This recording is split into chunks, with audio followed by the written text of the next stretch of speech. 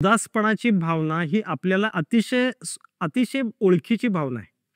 म्हणजे आपल्याला छोटे-मोठे ज्यावेळेला तोटे होतात कुठल्याही पद्धतीनं जिथं-जिथं आपल्याला लॉस आहे असं आपल्याला ज्यावेळेला पर्सीव्ह होतं, तर त्यावेळेला जाणवणारी भावना म्हणजे ही उदासपणाची भावना.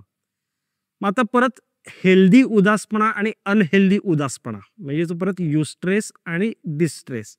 म्हणजे परीक्षेमध्ये मला अपयश आलं, मला हळहळ वाटते. अरे मी आय फीलिंग डिप्रेस्ड. पण मग त्याच वेळेला मी जरी समजा शब्द डिप्रेस्ड असं वाटत असलं तरी माझी कृती काय आहे, की आता काय चुकलं हे बघतोय मी आणि पुन्हा फॉर्म भरतोय आणि मी पुन्हा अभ्यासाला लागतोय. तर हा आहे डिप्रेस मूड. म्हणजे जरी समजा मी शब्द डिप्रेस्ड आहे, मी संपलंय सगळं असं म्हणत असलो तरी प्रत्यक्षात कृतीमध्ये मला फक्त हळहळ, ती हळहळ आहे तिथं, की "अरे यार, मी पास झालो असतो तर बरं झालं असतं."